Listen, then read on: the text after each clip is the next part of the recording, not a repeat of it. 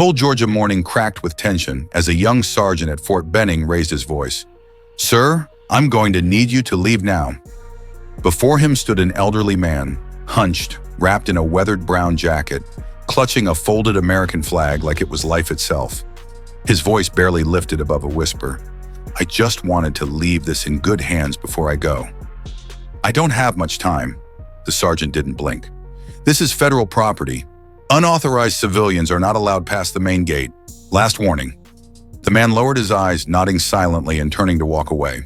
Behind him, a line of new recruits watched wordlessly. 2 hours earlier, William Anders had stepped off a Greyhound bus in Columbus.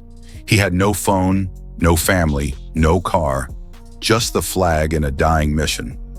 At 98, he had lived past his time and his comrades. The flag he carried had once flown over the 101st Airborne Barracks during the Second World War. He had earned it and bled for it through Operation Market Garden, Bastogne, and the liberation of a Nazi labor camp. It was more than cloth. It was a memory, a mission, and the last thread tying him to a past no one seemed to remember. He had come to return it, not to be turned away. Inside the base's command center, a guard reported the strange visitor. "Some old guy says he's a vet. No papers, no ID. Tried to hand over a flag." Lieutenant Colonel Michael Harris reviewed the security feed and squinted at the figure. His face went pale. "Wait, is that William Anders?" The room fell silent.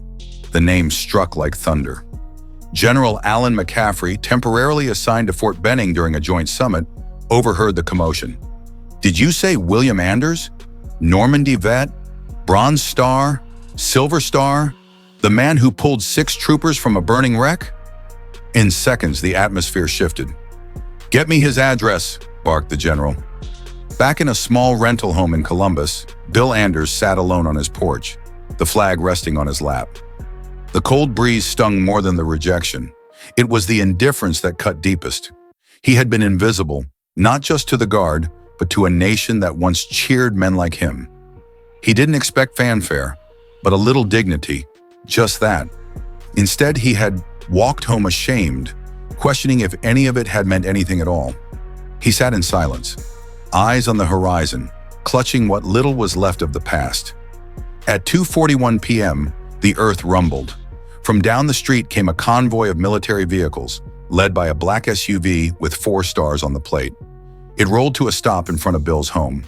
General McCaffrey stepped out, dressed in full regalia. The sergeant from earlier was with him, eyes cast downward.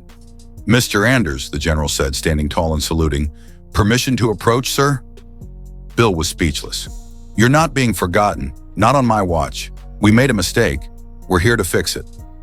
Inside the home, they saw black and white photos of soldiers in foxholes, a dusty shelf lined with medals, the Purple Heart, the Distinguished Service Cross, even a Belgian fourragère. The general knelt beside him. "This flag," he said gently, "will fly tomorrow above the 101st in your honor. Then it will rest in the Fort Benning Military Heritage Museum, with your story." Bill's lips quivered. "They're all gone now, all the boys. I thought if someone remembered us, maybe we wouldn't be truly dead." McCaffrey nodded. "They will. Because of you." The next morning, at 0700 hours, the base raised that flag. The loudspeakers read names. His squad mates, gone but honored. Recruits stood at attention, and in the front row in a wheelchair sat William Anders, shoulders squared, eyes full.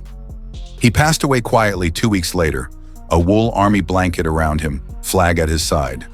The United States Army honored him with a full military funeral at Andersonville National Cemetery, as outlined in Title 10, Section 1491 of the U.S. Code.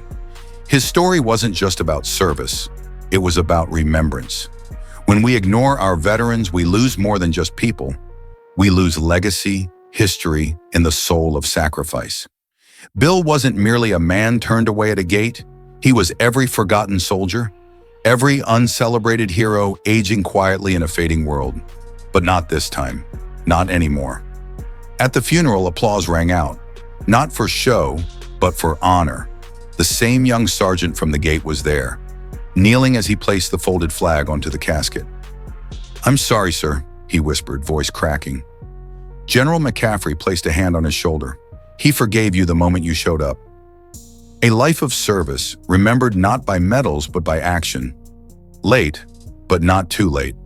This story reminds us that dignity delayed is not dignity denied, that some debts must be repaid, even if decades late. If this story touched you, let us know where you're watching from, subscribe for more, and hit that like button. Drop a comment in the comments below.